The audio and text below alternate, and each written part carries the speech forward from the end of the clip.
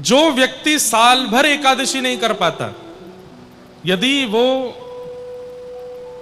ज्येष्ठ शुक्ला, जो कि ज्येष्ठ शुक्ला एकादशी जो कल है, अगर कल की एकादशी कर ले तो उसको पूरे वर्ष की एकादशियों का फल प्राप्त हो जाता है। एकादशी का फल क्या है? भगवत प्राप्ति, भगवत प्रसन्नता। ठाकुर जी प्रसन्न होते हैं। एकादशी के विषय में बहुत लोगों के मन में बातें, मैं थोड़ा सा उस पर बोल के फिर नंदोत्सव करेंगे। एकादशी क्यों की जाती है? पहली बात, हमारे यूनिवर्स में भी ठाकुर जी ने सबको एक एक दिन की छुट्टी दे रखी है। सब लोग अवकाश पे जाते हैं। तब अन्न ने कहा मेरा अवकाश कब? तब ठाकुर जी ने एकादशी का दिन अन्न को अवकाश के लिए दिया है। उस दिन यदि कोई आपकी छुट्टी है, उस दिन भी बॉस फोन करे आओ ऑफिस, मन में 4 गालियां निकलती हैं। संडे है और एक दिन पहले सैटरडे को प्रिंसिपल का मैसेज आ जाए सारे बच्चों के पास, कल स्कूल आना ही पड़ेगा। बच्चे क्या कहते हैं? हमारी प्रिंसिपल बड़ी बड़ी वो है, ताड़का है पूरी। बताओ, संडे को भी बुला रही है स्कूल में, कौन जाता है? छुट्टी पर, अवकाश पर किसी को भी कार्य करना प्रिय नहीं होता। ये एक सामान्य भाषा में समझा रहा हूं ताकि आपको समझ में आवे। इसकी वैदिक भाषा भी है। तो एकादशी के दिन अन्न का अवकाश होता है। उस दिन अन्न नहीं पाना चाहिए। आप कहें अगर खा लें तो क्या होगा? अब दूसरी बात सुनो। पाप ने भगवान से प्रार्थना की कि नाथ, मैं सहजता में तो किसी को प्राप्त होऊंगा नहीं, कोई गलत करेगा तो ही मैं उसको लगूंगा, और इस कारण से मेरा प्रचलन तो बहुत सूक्ष्म हो जाएगा।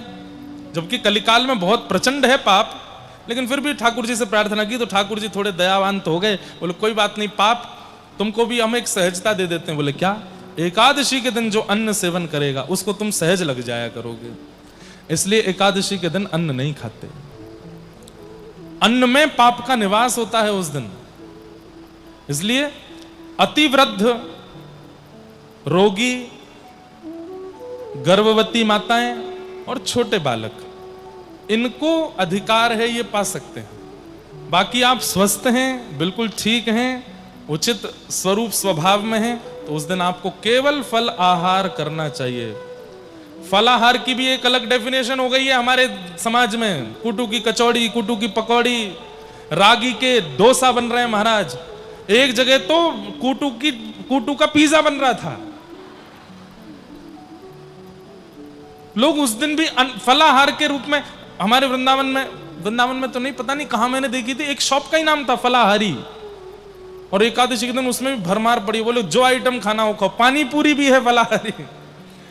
इसका मतलब कोई एकादशी का क्या मतलब हुआ? फिर आपने केवल अन्न छोड़ना ही एक उचितता समझ ली। खा तो सब रहे हो, बल्कि और दिन तो आपकी कैलोरीज इतनी नहीं बढ़ती होंगी। एकादशी के दिन जो खाते हैं, अगर रोज एकादशी वाला भोजन हो जाए तो 1 महीना में व्यक्ति का 15 किलो वजन बढ़ जाएगा। ऐसी ऐसी सामग्री एकादशी पे खाते हैं। फल आहार मतलब केवल फल खाइए। थोड़ा पेट को भी रेस्ट मिलता है, आपका लिवर, ये भी एक साइंस के थ्रू, हमारे शरीर की भावना के थ्रू भी एक अच्छी बात है कि एक दिन आप कुछ खाते नहीं, केवल पानी और फल ही लेते हैं, शरीर को भी अच्छा लगता है।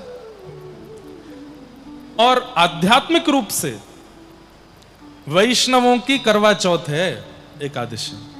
जैसे पत्नी अपने पति के लिए व्रत करती है, ऐसे समस्त वैष्णव जन ठाकुर जी के लिए व्रत करते हैं, ठाकुर जी की प्रसन्नता के लिए व्रत करते हैं। एकादशी पर व्रत करना चाहिए। लेकिन यदि येन केन प्रकारेण आप साल भर एकादशी नहीं कर पाए हैं या नहीं कर पाते हैं, तो कल जो एकादशी है, निर्जला एकादशी, इसको तो निश्चित करना चाहिए। हम तो पहली बार एकादशी तो करते हैं, पर पहली बार कल बिना जल की भी एकादशी करने की सोच तो रहे हैं। वैसे नीलाचल धाम में अलाउ नहीं है एकादशी। अच्छा, इसके पीछे भी कारण है। लोग बाग कहते हैं पीछे एकादशी उल्टी टंगी है, एकादशी ऐसी, ये सब बातें बोलते हैं लोग बाग, लेकिन मूल बात सुनिए कि जगन्नाथपुरी में एकादशी क्यों नहीं होती। हम निर्जला एकादशी की बात कर रहे हैं, पानी यहां तो पिया जा रहा है चकाचक। नेक्स्ट सुनो तो कथा सुनो। श्री जगन्नाथपुरी में एकादशी क्यों नहीं करते? उसके पीछे बहुत बड़ा एक कारण यह है कि एकादशी पर अन्न सेवन करने के लिए मना किया है, लेकिन महाप्रभु जगन्नाथ की रसोई घर में कोई और नहीं, स्वयं महालक्ष्मी विराजमान है, और उनके सामने जैसे ही अन्न आता है और उस अन्न का स्पर्श महालक्ष्मी कर देती हैं तो वो महाप्रसाद बन जाता है, और उस महाप्रसाद में अन्न का दोष नहीं रहता। तो अन्न से जो दोष एकादशी के दिन लगता है वो जगन्नाथ महाप्रभु का महाप्रसाद पाने से वो दोष नहीं लगता। क्यों? स्वयं लक्ष्मी सिद्ध कर रही है उसको। लक्ष्मी के हाथ से बना हुआ है, महाप्रभु जगन्नाथ जी का भोग लगा है, वहां जितने देवता हैं सबने भोग लगाया है, उसके बाद साक्षात बिमला देवी उसको भोग लगाती हैं, वो फिर अन्न कैसे रह सकता है? वो तो महाप्रसाद हो गया है। इसलिए जगन्नाथपुरी में एकादशी के दिन होटल पे नहीं खा सकते, आप बाहर नहीं खा सकते, तो पाप लगेगा। मंदिर का महाप्रसाद पा सकते हैं। और स्कंद पुराण तो कहती है आकंठ पर्यंत, मतलब रोज यहां तक खाते हो तो एकादशी के दिन यहां तक खाना चाहिए। क्यों? जगन्नाथ महाप्रभु का वह प्रसाद पाने से एकादशी के दिन और मंगल होता है और आनंद होता है। आप जब महाप्रसाद लेते हैं ना, पहले उसको प्रणाम किया कीजिए, और हो सके तो उतने कण गिनिए। सोचो इतने गोविंद हैं और वे सब गोविंद हमारे भीतर जा रहे हैं, भीतर जाकर के व्यवस्थित हो जाएंगे। इसलिए जगन्नाथपुरी में एकादशी के दिन महाप्रसाद पाना चाहिए। वहां पर व्रत का विधान नहीं है, लेकिन आप प्रसाद पा रहे हो तो भी आप व्रत में ही हो, तो भी आपका व्रत चल ही रहा है। तो कल निर्जला एकादशी है। निर्जला एकादशी का नियम तो है कि आपको जल भी सेवन नहीं करना चाहिए। और कितनी देर नहीं करना चाहिए? वैसे तो एकादशी का नियम है कि दसवीं के दोपहर के भोजन के बाद से ही अन्न छोड़ देना चाहिए, और एकादशी को पूरे दिन फिर आहार सेवन नहीं करना चाहिए, और द्वादशी को पारणा का समय देख करके उचित आचार्य गुरुओं से पूछ के तब अन्न सेवन, ठाकुर जी का प्रसाद सेवन करना चाहिए। तो कल निर्जला एकादशी है। गर्मी तो बहुत ज्यादा है और निर्जला एकादशी गर्मियों में ही आती है। तो आप अगर हो सके तो फलाहार करिएगा, हो सके तो केवल जल पर रह करके कल रहिएगा, और यदि हो सके तो बेहोश मत हो जाना। बिना जल के करो तो कल का जो दिन है वो बहुत उचित है। हम लोग तो विचार कर रहे थे कल निर्जला करें, लेकिन हमको 4 घंटे बोलना पड़ता है स्टेज पर, गला सूखता है, वह भी सह लेंगे। लेकिन उससे भी बड़ा कल एक कार्य और है कि कल हमारा कटक के साथ फाइनल मैच है सुबह। 12 है कि 12 है? 12 है 12 स्टेडियम में। पहले दिन तो वार्म अप मैच हुआ था बारिश में, उस दिन तो हम जैसे तैसे जीत गए थे। कल जो है हमारे ऊपर सुई लटकी हुई है, और कल सुबह 6 बजे से मैच है कटक के साथ। आप सब लोग भी आ सकते हैं उसमें, जो आना चाहे वहां पहुंच जाइए। और कल अगर हम जीत गए तो जगन्नाथ महाप्रभु की कृपा, और कटक जीत जाए तो समझ जाना हमारी कथा की कृपा। हमने ऐसी कथा सुनाई कि कटक वाले जीत गए। दोनों रूप में भलाई हमारी है। तो नियम ऐसा रखा है कि जब तक मैच चलेगा तब तक जल तो पिएंगे, फिर मैच से आने के बाद फिर कल निर्जला करने का भाव है। आप सब भी प्रयास करो। ये पावन महाप्रभु जी का क्षेत्र है और कथा चल रही है। अगर एकादशी का सुंदर भाव कर सको तो जरूर करना चाहिए। दूसरी सूचना कि कल 11 बजे आपके कटक में श्री श्री यूनिवर्सिटी है, वहाँ पर थोड़ी देर का कुछ सेशन है वृंदावन के ऊपर, वहाँ के बच्चों के बीच में। वहाँ पर भी सबको आने की अनुमति है। जो वहाँ आ सकें वो वहाँ आ सकते हैं, सुबह 11 बजे से श्री श्री यूनिवर्सिटी। तीसरी सूचना, कल हमारे परम पूज्य प्रातस्मरणीय पूज्य पिताजी गुरुदेव भी कथा में पधार रहे हैं, और कल और परसों दोनों दिन वे यहाँ विराजेंगे। फिर हमारे साथ पुरी भी जाएंगे, पुरी की कथा का प्रारंभ करा के फिर वो निकलेंगे। 2-3 दिन का गुरुदेव पर अवकाश था तो 2-3 दिन के लिए यहीं आ रहे हैं। तो कल पूज्य आचार्य चरण पूज्य पिताजी गुरुदेव भगवान भी कल यहाँ दर्शन देंगे। उनकी यहां कथा हो चुकी है इसी मैदान में। कितने वर्ष हो गए? 10 साल हो गए? कितने साल हो गए यहां कथा हुए? 10 वर्ष हो गए। 10 वर्ष पहले पूज्य पिताजी की यहां राम कथा हुई थी इसी जगह पर। 16 वर्ष पहले हुई थी यहां राम कथा, और हमारे देवकीनंदन जी बैठे हैं, आपके द्वारा ही कथा हुई थी। और बड़े आनंद के साथ यहां 16,100 ब्राह्मणों ने पारायण भी किया था। और मुझे हमारे गुप्ता जी बता रहे थे जब एयरपोर्ट से लेके आए कि उसके बाद अब ही कथा हो रही है, या तो पिताजी की हुई या पुत्र की हो रही है। तो यहां पर यह कथा इस मैदान में हम सबको सुख मिल रहा है। बीच में एक बार पूज्य देवकीनंदन ठाकुर जी की भी यहाँ आपके ही परिवार के द्वारा हुई थी। तो ये सौभाग्य है, कल पूज्य पिताजी महाराज भी आएंगे, उनका आशीर्वाद भी कल भी मिलेगा, परसों भी मिलेगा। परसों की कथा, विश्राम परसों ही है ना? हाँ, तो परसों की कथा का समय भी सुबह है। सुबह के सत्र में कथा होगी। आप सब लोग कितने बजे से है? 10 बजे से है ना? 10 बजे से हम आएंगे, आप तो 9 बजे आना। 9 बजे से आके यहाँ विराजमान हो जाइएगा। 10 बजे से लेके दोपहर 12-1 बजे तक कथा का क्रम करके फिर हम यहीं से नीलाचल वारे, अब बाद में गाएंगे। ये शुरू होते ही ये सब खत्म हो जाता है, फिर ये लास्ट में गाएंगे हम। फिर हम जाएंगे नीलाद्रीनाथ भगवान के पास, और 27 तारीख से रोज सुबह 10 बजे फिर वहां कथा सुनाएंगे। 4 दिन, एक दिन कथा नहीं होगी, एक दिन केवल हम ठाकुर जी का अभिषेक दर्शन करेंगे। 29 को महाप्रभु जगन्नाथ जी का जन्मदिन मनाएंगे, जन्मोत्सव मनाएंगे बड़े भाव से। और संभवतः 29 तारीख को महाप्रभु जी का विश्राम दर्शन भी है, मतलब उसके बाद फिर 15 दिन दर्शन नहीं होंगे जगन्नाथ जी के। तो उस दिन अपने नेत्रों को सुख प्रदान करेंगे। ऐसा सब क्रम अब आगे का रहेगा, आप सब लोग इसका ध्यान रखिएगा। सुबह क्रिकेट में भी आ सकते हैं, श्री श्री यूनिवर्सिटी भी आ सकते हैं, कथा में तो आपको आना ही है। ये सब क्रम है। कल हम लोग कथा श्रवण कर रहे थे कि परीक्षित जी महाराज को सुखदेव जी ज्ञान उपदेश कर रहे हैं, और श्री सुखदेव जी आज्ञा करके कहते हैं कि राजन परीक्षित, तुम भक्ति की कामना करो, मुक्ति की नहीं। क्योंकि मुक्ति तो भगवान नाम अंतिम समय में लेने से भी प्राप्त हो जाएगी, और मुक्ति का मतलब है मृत्यु के बाद भगवान का दर्शन। भक्ति का मतलब है जीते जी भगवान का दर्शन। तुम तो भक्ति मांगो।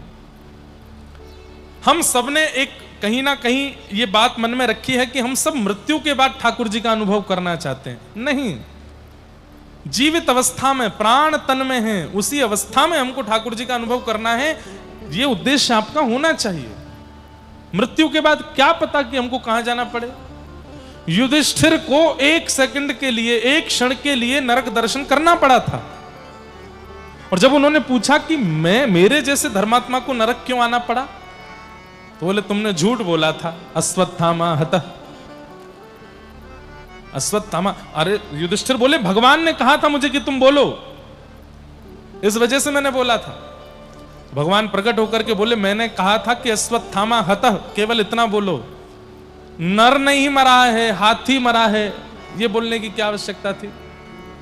इसलिए मेरी आज्ञा परिपूर्ण ना मानने से आपको क्षणिक पाप लगा, इसलिए आपको थोड़ी देर के लिए नरक आना पड़ा। सोचिए, इतना सा झूठ बोलने के लिए भी उनको 1 क्षण के लिए नरक में जाना पड़ा, तो मैं और आप तो कैसे ही बचेंगे। इसलिए खूब भजन करो, खूब जप करो, खूब कथाएं सुनो, खूब ठाकुर जी का मंगल यश गान करो, खूब मधुर दर्शन करो, महाप्रसाद सेवन करो, किसी के साथ बुरा मत करो, छल मत करो, कपट मत करो, सबके प्रति प्रेम भावना रखो। क्योंकि संसार में हिसाब बराबर अच्छे से होता नहीं है। यहां से जाने के बाद कुछ ज्यादा ही अच्छे से हिसाब बराबर किया जाता है, और हिसाब बराबर हो ना हो हमें उससे मतलब नहीं, लेकिन ठाकुर जी से वंचित हो जाते हैं। इसलिए मुक्ति की याचना से जीवन मत जीजिए, भक्ति की याचना करो, और अपनी जीवित अवस्था में ठाकुर जी को इन नेत्रों से देखना है, ये उद्देश्य जीवन में धारण करो। संसार के जिस सुख के लिए, संसार के जिस भोग के लिए, संसार के जिस आनंद में कभी कभी हम पड़ जाते हैं, वो इतना आनंददायी है नहीं जितना दिखता है। मुझे छेना पोड़ा बहुत अच्छा लगता है, लेकिन कितना, उसकी एक क्वांटिटी है, उसकी एक लिमिट है। उससे अधिक यदि वो मुझे मिलने लग जाए तो आप छेना पोड़ा दिखाएंगे और मैं भागूंगा, दिखाओ भी मत। दायरे से ज्यादा, लिमिट से ज्यादा इस संसार की कोई भी वस्तु यदि आपको मिल गई तो उससे आपका मन ऊब जाएगा। लेकिन ये जितने आपको मिल जाए, कथा जितनी आपको मिल जाए, सत्संग जितना आपको मिल जाए, भगवत प्रेम जितना आपको मिल जाए, मन भरेगा नहीं। मन सदैव रिक्त ही रहने वाला है, खाली ही रहने वाला है और आनंद में परिपूर्ण ही रहने वाला है। परिपूर्ण होकर की भी जगह रहेगी। ऐसी वस्तु को स्वीकार कीजिए ना, उस वस्तु को सेवन करने से क्या, जो कुछ समय बाद सुख देना बंद कर दे। संसार की हर वस्तु, एक नाम बता दीजिए मुझे कि ये वस्तु महाराज जी कांस्टेंट सुख देती है संसार की, कोई नहीं हो सकती। पत्नी बहुत अच्छी लगती है, पति बहुत अच्छा लगता है, कब तक? कुछ दिन, उसके बाद निभाना पड़ता है। वहां भी ज्यादा प्रियता का अनुभव नहीं होता। फोन है, गाड़ी है, घर है, कपड़े हैं, ब्रांड्स हैं, और भी सारी हमारी इच्छाएं हैं, सबका एक लिमिट है। आप कहीं, मेरा पॉडकास्ट था, मैंने एक बात कही थी, ज्यों-ज्यों हम बड़े होते जा रहे हैं, हर वर्ष अपने जन्मदिन पर हमारा सुख घटता जा रहा है। 5 वर्ष का बालक, 6 वर्ष का बालक, 7 वर्ष का बालक, वो अपना जन्मदिन कितने उत्साह से मनाता है। 12 वर्ष का, 13 वर्ष का, 18 वर्ष का, 20 वर्ष का, 25 वर्ष का। लेकिन 25 के बाद 26वां जन्मदिन आता है ना, आनंद नहीं आता। फिर उसके 3-4 साल बाद 30वां जन्मदिन आता है, सब लोग उसको शुभकामनाएं दे रहे होते हैं, वो कहता है यार 30 का हो गया। 35वां जन्मदिन आता है, रात में 12 बजे सो ही रहा है, उसको दुनिया जाके उठाती, उठ जा भाई तेरा जन्मदिन है आज। अच्छा, कितने का हो गया? 35, 40, 45, 50 पर तो कोई अगर शुभकामना देता है ना, तो वो शुभकामना देने वाला बुरा लगता है। क्यों बोल रहा है यार, 50 का हो गया मेरा। आप देखें घर के बड़े बुजुर्ग लोगों का जन्मदिन बच्चे मनाते हैं तो उनको कोई ज्यादा एक्साइटमेंट नहीं रहती। ठीक है, बच्चे कर रहे हैं, बच्चे कर रहे हैं। संसार का ये स्वरूप है, हर वस्तु से आपका मन ऊब जाएगा एक दिन। तो मन ऊब जाए उसकी प्रतीक्षा क्यों कर रहे हो? पहले से उसकी वास्तविकता समझ करके दूर रखिए ना, उससे डिटैच रहिए। ज्यादा अटैचमेंट क्यों कर रहे हो? और जो कांस्टेंट सुख देने वाले हैं, अंतिम श्वास तक आपको आनंद देने वाले हैं, उनसे अटैच्ड हो जाइए। और वो एक ही है, ये हमेशा सुख देने वाले हैं, हमेशा आनंद देने वाले हैं। ये जब जीवन में आ जाते हैं, कोई पीड़ा भी देता है ना तो अनुभव भी नहीं होता, पता भी नहीं चलता। ऐसा आनंद देते हैं ठाकुर जी।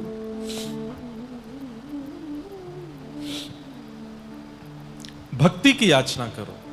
तब सुखदेव जी महाराज ने चरणों में प्रणाम, परीक्षित जी महाराज ने सुखदेव जी के चरणों में प्रणाम करते हुए कहा, भगवान अब मुझे मुक्ति की याचना नहीं है, भक्ति बताओ।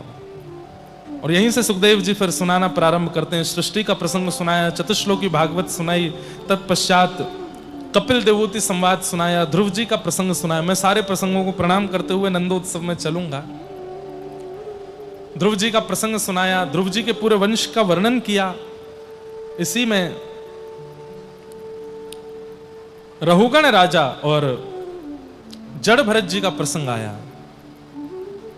कई लोग आते हैं और वो मुझसे प्रार्थना करते हैं, बोले महाराज जी हमारे अंदर भक्ति कैसे आवे, प्रेम लक्षणा भक्ति कैसे बढ़े, कृपा कर उसका कोई निधान बताइए, कोई उपाय बताइए। मैं सबसे कहता हूं कि कथा में मैं सारी बातें बताता हूं, वहां सुना कीजिए।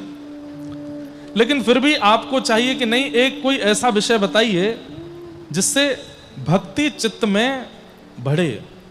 तो रहुगण, वैसे तो भागवत का हर प्रसंग अद्भुत है, लेकिन रहुगण महाराज को जो जड़ भरत जी बता रहे हैं, इसको बहुत ध्यान से सुनो।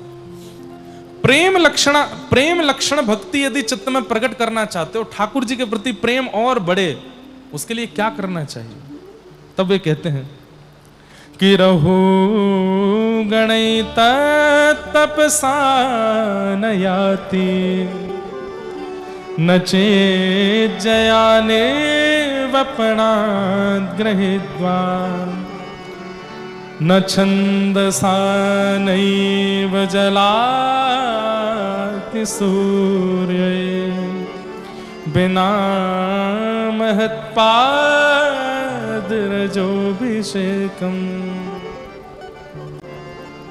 जड़भरत जी महाराज रहुगण से कहते हैं कि रहुगण, यदि ठाकुर जी के चरणों में प्रेम लक्षण भक्ति करना चाहते हो, ज्ञान पूर्वक भक्ति करना चाहते हो, संसार में वैराग्य पूर्ण रहना चाहते हो, तो उसके लिए रहो गणई तत्तपसा न याति, तपस्या से यह संभव नहीं है। न चिज्जया, यज्ञ करने से भी यह संभव नहीं हो पाएगा। नैव जलाग्नि सूर्यो, ना ही सूर्य को जल देने से, ना ही वेद अध्ययन करने से, ये सब करने से आपके मन में प्रेम लक्षण भक्ति प्रकट नहीं हो सकती। तो बोले फिर कैसे हो सकता है? बोले बिना महत्पादरजोभिषेकम्।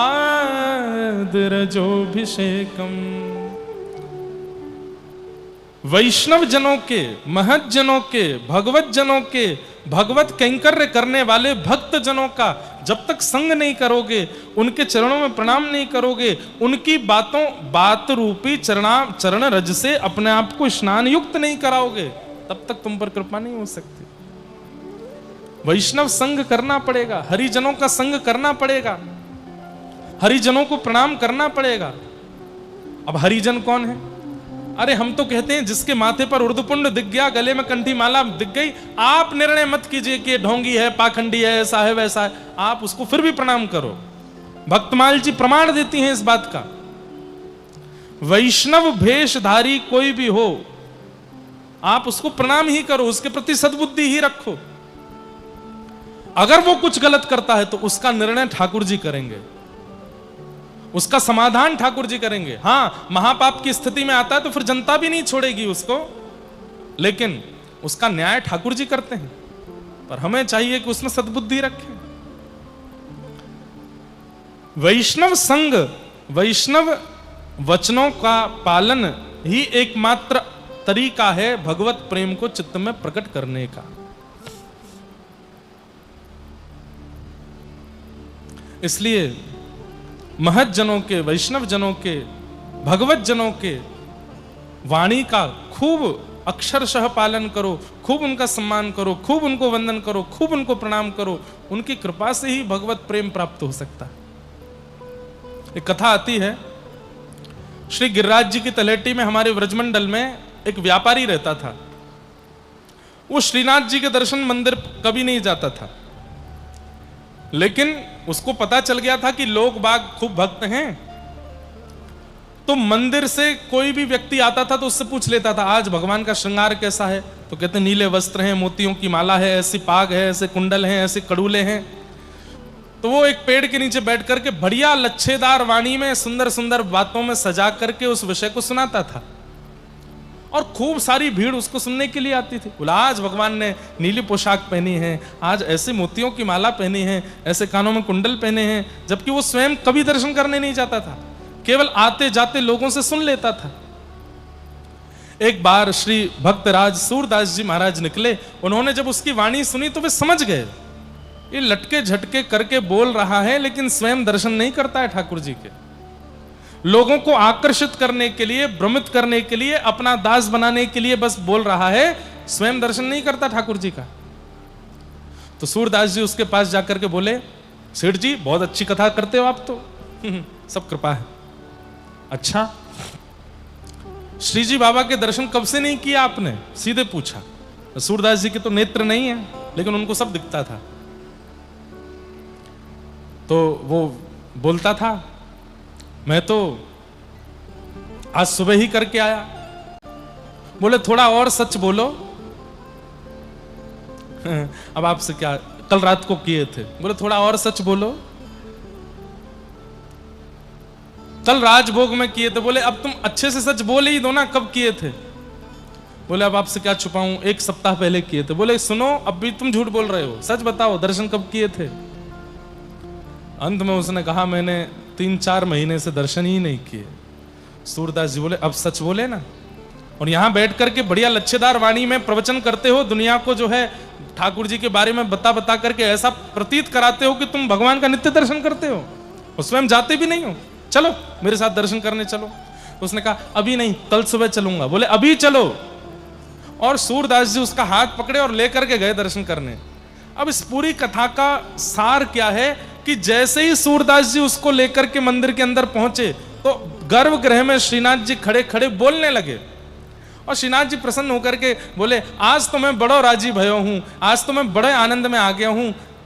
क्यों? इतने परम वैष्णव को मेरे पास लेकर के आए हो, मैं तो आज तो बड़ो राजी है क्यों।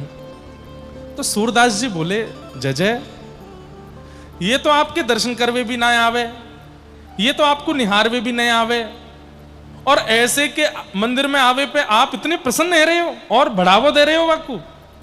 तब ठाकुर जी बोले मैं या के दर्शन करके इतना प्रसन्न या मारे है रहा हूं क्योंकि मेरो प्रिय सूरदास जा को हाथ पकड़ करके लेके आयो है, वो कोई सामान्य नहीं होगा, कोई श्रेष्ठ होगा। मैं जा सूरदास से प्रेम करूं, वो सूरदास कोई को लेकर के आयो है, तो भाई उसका स्वागत तो करना पड़ेगा ना।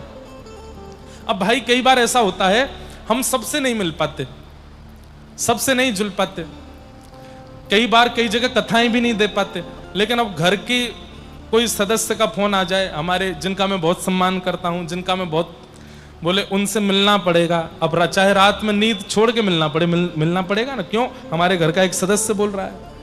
या फिर कई बार मेरे क्लासमेट हैं जो मेरे संग पढ़े हैं, वो कभी कभी फोन करते हैं, बोले भैया हमारा एक फ्रेंड है वहां रहता है कटक में, उससे एक बार मिल लो। मैंने कहा मिलने में दिक्कत नहीं है, पर मेरे कार्यक्रम सुबह से शाम तक व्यस्त हैं, पर तुम्हारा फोन आया तो जैसे भी मिलेंगे मिल लेंगे।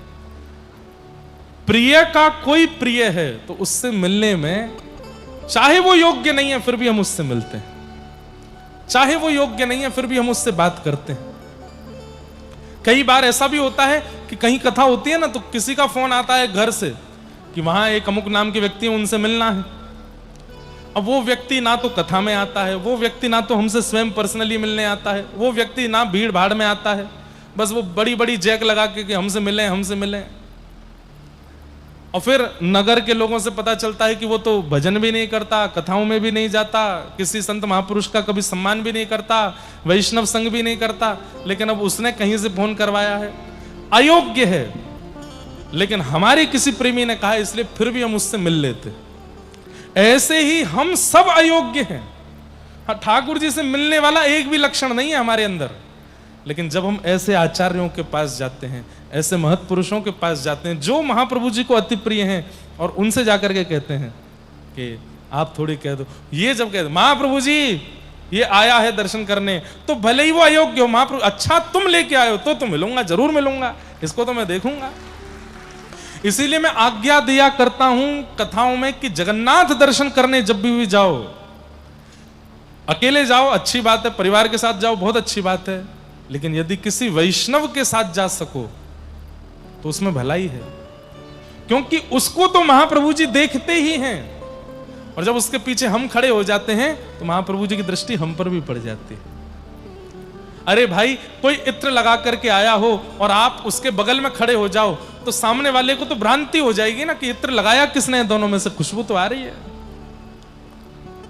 वही बात यहां पर जड़ भरत जी समझा रहे हैं, रहो गणित तपसा न याति, तपस्या से नहीं मिल सकता वो प्रेम, नचे जया यज्ञ से भी नहीं मिलेगा, निर्वपणा गृहीत्वा गृहस्थ के उचित नियमों करने से भी नहीं मिलेंगे, न छंदसा नैव जलाग्नि सूर्य, ना ही वो वेद अध्ययन से मिलेंगे, ना ही वो उपासना करने से मिलेंगे। कैसे मिलेंगे? बिना महत्पाद रजोभिषेकम। इसी का ट्रांसलेशन गोस्वामी तुलसीदास जी ने किया। क्या? श्री गुरु चरण सरोज रज निज मन मुकुर सुधार। अब यहां पर ऐसा नहीं कहा जा रहा है कि भाई महत्पुरुष संत जनों की चरण रज को इकट्ठा कर लो, उससे स्नान करो, उसको सिर पर डालो, नहीं, उनके संग को ही उनकी चरण रज कहा जा रहा है। उनकी वाणी का पालन ही उसी को ही संग कहा जा रहा है। वर्णौ रघुवर विमल यश जोदायक फलचार। गोस्वामी तुलसीदास जी ये बात अपने लिए कह रहे हैं कि मेरी सामर्थ्य नहीं है, गुरुजनों की कृपा से मैं अपनी मन बुद्धि को पवित्र करके राघव जी का सुंदर चरित्र लिख रहा हूं। बुद्धिहीन तनु जान के सुमिरौ पवन कुमार। मैं बुद्धिहीन हूं ऐसा मान करके हे हनुमान जी महाराज आप मुझ पर कृपा करना। बल बुद्धि विद्या देहु मुहे हरऊं कलेश विकार। कभी ना अवसर मिले, जितने युवा बैठे हैं यहां पर मेरी बात बहुत ध्यान से सुनना, कभी अवसर मिले तो हनुमान चालीसा का पाठ मत कीजिएगा, एक एक चौपाई पढ़ के उसका अर्थ देखिएगा, इसलिए लिखा क्या है, इसका भाव क्या है, यहाँ गोस्वामी जी कहना क्या चाह रहे हैं। इतना आनंद आएगा आपको, आप कहेंगे कि भाई मैं 25 वर्ष का हो गया हनुमान चालीसा करते करते, लेकिन जो सुख अर्थ पढ़ के हनुमान चालीसा आप हनुमान चालीसा करेंगे नेत्रों से आंसू गिरने लगेगा, ऐसी है हनुमान चालीसा। तो बिना महत पाद रजोभिषेकम, बिना महत जनों की कृपा के प्रेम प्राप्त नहीं होगा, प्रेम की प्राप्ति नहीं हो सकती।